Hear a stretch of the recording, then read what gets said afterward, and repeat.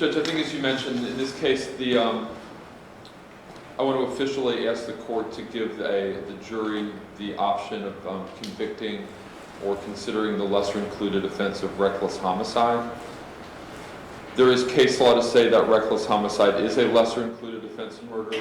The only difference is the culpable mental state, and that there are cases from the First District Court of Appeals that stand for that proposition, that it is a lesser included offense of murder.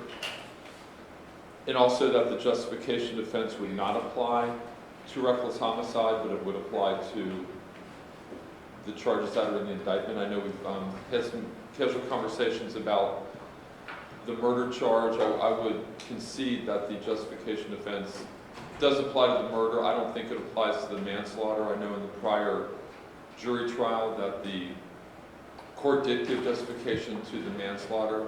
I would ask in this case that the court not give the justification defense to the manslaughter charge, and I would strongly ask the court to give reckless homicide as a lesser of murder.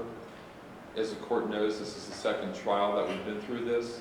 The first jury was unable to reach a verdict, and in order to prevent a miscarriage of justice, where there could be a second hung jury, that the state feels that it's important that the court give the lesser included offense of reckless homicide.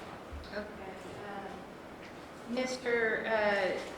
Mathews, with response to that, or any response to that? Judge, in response to that, I would suggest to the court that number one, the state has been in charge of this prosecution since July 19, 2015.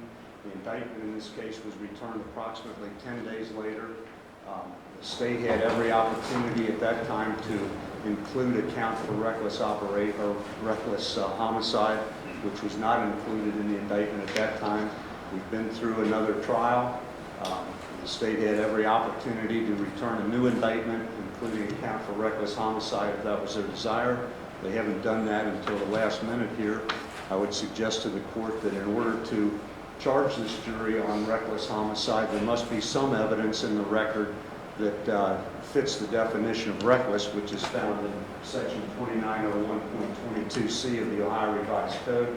There's not one iota of evidence in this record that to this point in the trial that would suggest that Gray was anything other than committing an intentional act, which is what he's charged with.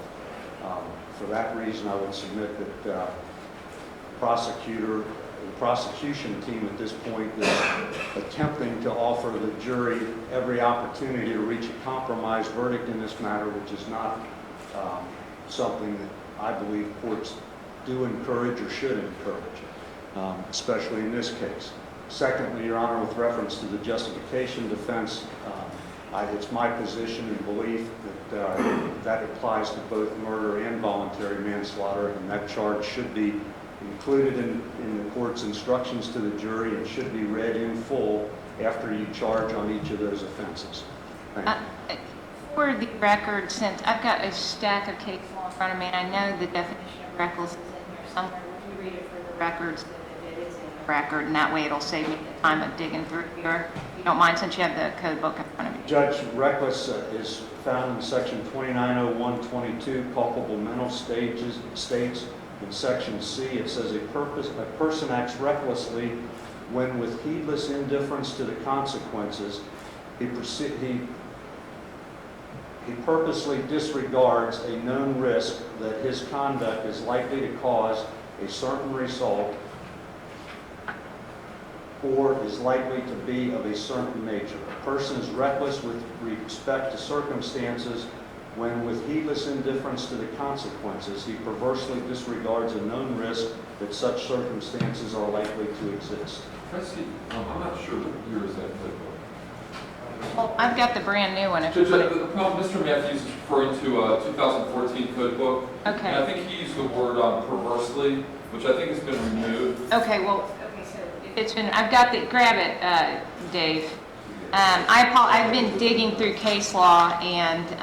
Judge, if I could say that I understand that what Mr. Mathews is saying, Judge, but I think you've got testimony in the record that from Chief Hogue that said that the defendant made a serious tactical error in that by lunging or quickly reaching into that vehicle, that created state-created danger, and that the defendant created a reckless situation by his act of going into that car. And the fact that he recklessly created that act, he created a situation that led to the death of Mr. DuBose. I think it clearly... Well, he didn't testify to that. He Chief didn't Hogan testify that it caused the death of Mr. DuBose. He testified that it's a tactical error to do that. They're not taught to do that. Under OPATA, the police officers are not taught to they're told do not put your hands in the car. If you put your hands in the car, make sure it's your non-dominant hand. I mean, that's what the testimony was. Nobody said, not one person that testified said that caused the death of Mr. DuBose, the hand going in Judge, the I car. would disagree with your assessment. I'd also say that it's pretty common in homicide cases to have, and I know the court handed me just when I walked in, an opinion about...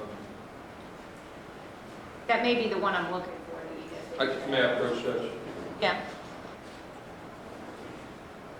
About a complete defense. And I would just say it's very common that in criminal cases that there are inconsistent defenses where a defendant might say, it was a purposeful act, but he might try to say self-defense and say, if you find this, then don't find this, or I'm arguing against purpose, but there were situations like in manslaughter that there was an extreme passion or fit of rage. A lot of times there are inconsistent defenses where a jury is given a choice to decide, should we go with option A or option B? And the fact that he has a defense that he's saying that he was justified doesn't preclude a reckless homicide if the case is called for. So I would strongly ask the court to consider that lesser, Judge.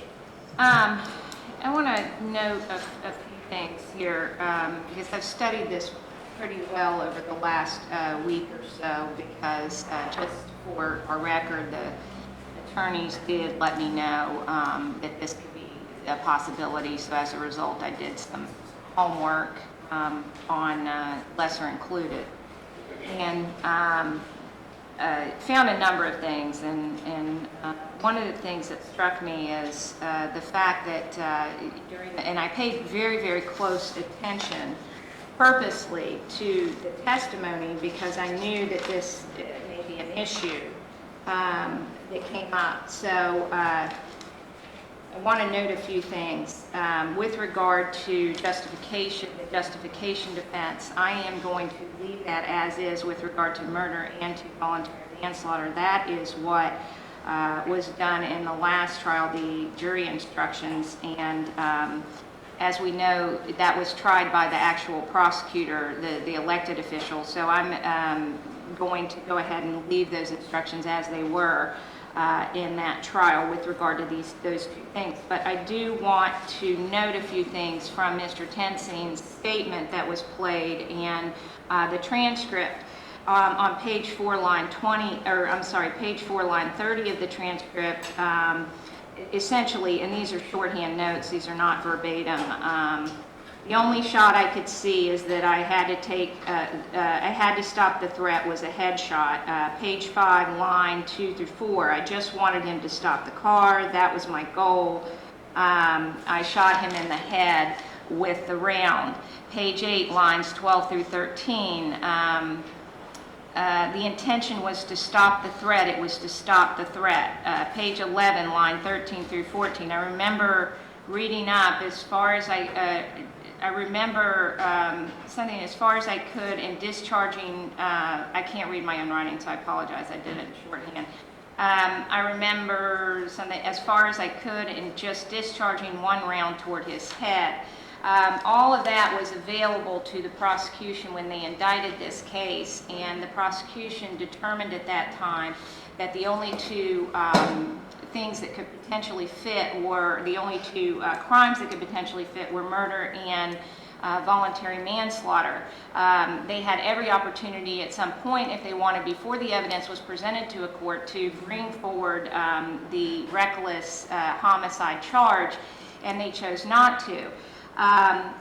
It is very difficult for this court to insert that at this point simply because I've heard the testimony and I know there hasn't been anything to show me otherwise, and the case law says if the evidence shows otherwise, you cannot, or if the evidence shows something contrary to the charge, I can't put it in as a lesser included charge.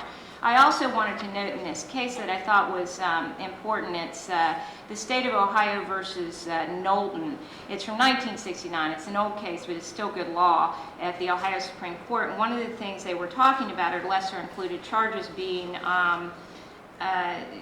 included by the court. And they said, however, the statutory right to have the trier of the facts consider and return a verdict of conviction upon lesser degrees of the crime or lesser included offenses in lieu of conviction of the principal offense is to subject the underlying principle that the trier should not be confronted with the option to reach an unreasonable conclusion.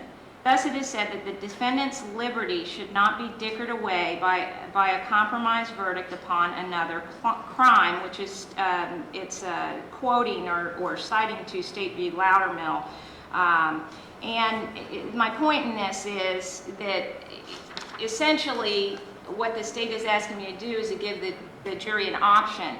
I don't see it based on the evidence that I'm being presented. They may, they're only going to see what we present to them and what we present to them in our jury instructions. And unfortunately, I feel in a case such as this, where the evidence is such that it is, and the primary defense is justification, it is the prosecutor's job, not this court's job, to include reckless homicide. Therefore, I am not going to include it in the jury instructions, and the indictment will stand as is, and the jury instructions will stand as is with probably some tinkering between the attorneys at some point. With regard to the charges as they are now. Judge, can I just say one thing? You may. I think you are a little bit premature in your decision. I know that the defense hasn't even put on their case, so that there are other facts that could come out. There are a number of witnesses that the defendant is going to call, and he's going to testify himself. So I would ask the court to revisit this at the conclusion of the defense case, because we really don't know what all the evidence is going to show. So well, I know enough to know what his defense is, regardless of what he may say. Unless he, of course, if he says something that I'm not expecting or that you're not expecting with regard to his testimony, then it certainly will be. It can always be reconsidered. But at this time, reckless will not be included based on the evidence that the prosecution has put forward, and the prosecution is the one that has to prove the case, not the defendant. All I would say, Judge, is that when you're criticizing my office about what we indicted for, it's pretty common that we indict for a crime, and there's always lessers to that crime. So, for instance, aggravated burglary, it may not be aggravated burglary, it may be burglary. You might indict for burglary where the owner or occupant has a reasonable likelihood to be there. Somebody might find that maybe they're on vacation, instead of a felony 2, it's a felony 3, and that would be a lesser included. Maybe a burglary goes to a theft. Maybe a rape goes to a sexual battery or a GSI if we didn't prove conduct, but we proved contact. So I think for the court to say that we had options, we always have options, and we very rarely would indict for the upper crime and then all the way down to what that crime could have been. So for instance, a burglary, it'd be very unlikely that we would indict for theft, because theft would be encompassed in that. So I think that's up to the court if the facts are sufficient to instruct on lessers, because a lot of times lessers would be appropriate to prevent a miscarriage of justice. We've already had a hung jury. It is a legitimate lesser, and we would ask for it, Judge. I'm not saying it's not a legitimate lesser, and I certainly don't want you to mischaracterize me criticizing that. It's not what I'm doing. I'm simply saying that based on what this court has seen to this point today, and that is the prosecution's case, I can't find it based on the law where I can bring in reckless homicide as a lesser included. That is it. And it is your case that was presented. I don't know what you present to a grand jury, because I've never done that. I've never been part of that. I really don't know what kind of evidence goes in front of them and who makes the decisions and how they're made with regard to what charges are brought. I am simply saying that prior to all the evidence being out there, the prosecutor's office did have the statement from Mr. Tensing, at the time the indictment was put forward. Am I right, Mr. Teeger? I mean, I know you didn't indict it, that's but right. you had it. You guys had So, yeah, that no. was given on the So, 21st, yes. at that point, you could have made the decision. You know, I don't know how it's made, but at that point, I would think before all of this other external evidence was put into place, that decision could have been made, and it was not. And because I've seen the evidence and find nothing that would support reckless based on what I am hearing from other officers, his trainer, I'm unable to put it into play at this time. So I'm going to deny the motion. It will be under, you know, obviously you can renew it at the end of the defense's case if you would like to do that, if you find that there's something in the evidence that's presented by the defense that